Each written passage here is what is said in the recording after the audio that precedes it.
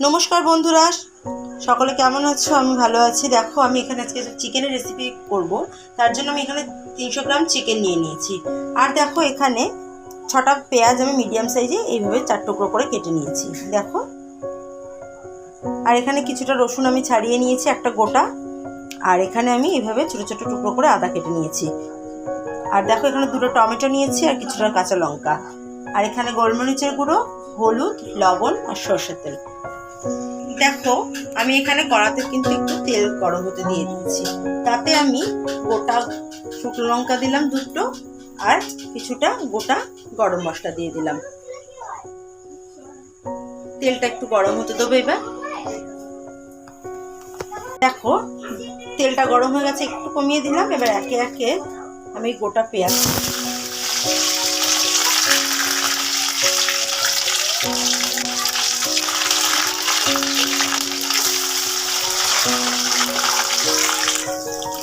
গোটা পেঁয়াজটা দিয়ে দিলাম, গোটা রসুনটা দিয়ে দিলাম, আদাটা লঙ্কাটা আমি গোটা দিয়ে দিলাম। এটাকে একটু আমি হালকা নাড়াচাড়া করে দিয়ে আমি গোটা টমেটোটা দিয়ে দিলাম।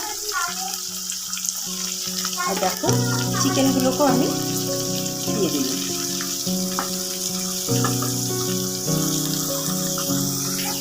দিয়ে একে একে আমি লবণ দিয়ে দিলাম সামান্য, হলুদ দিয়ে দিলাম। গ্যাসের ফ্লেমটা কিন্তু মিডিয়াম করে রেখেছি। আর হাফ চা চামচ আমি গোলমরিচের গুঁড়ো, এটাকে আমি ভালোভাবে নাড়াচাড়া করছি।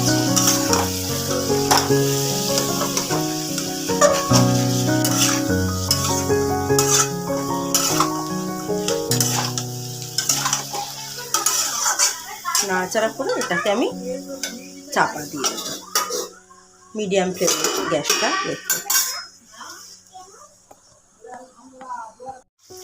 দেখো, ঢাকনাটা খুলে দিলাম আবার 5 মিনিট পরে।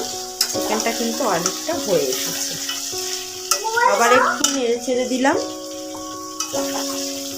ঠিক, এবার গ্যাসের ফ্লেমটা একদম লো করে দেবো, দিয়ে আবার ঢাকনা দিয়ে দেবো। এতে একটু সামান্য পরিমাণে কাশ্মীরি লঙ্কা দেবো।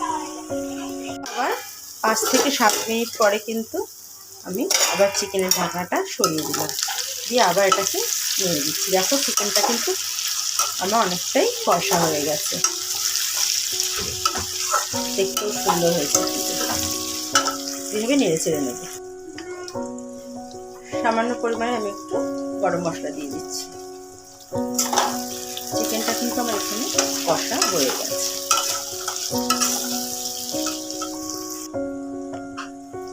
আমি আগে থেকে জল গরম করে রেখেছিলাম, 1 কাপ মতো জল আমি দিয়ে দিচ্ছি। দিয়ে এটাকে মিডিয়াম ফ্লেমে আমি 5 মিনিট। দেখো, আমার চিকেনটা রেডি হয়ে গেছে। ভালো লাগলে কিন্তু প্লিজ লাইক, কমেন্ট আর সাবস্ক্রাইব করতে ভুলবেন না। টাটা।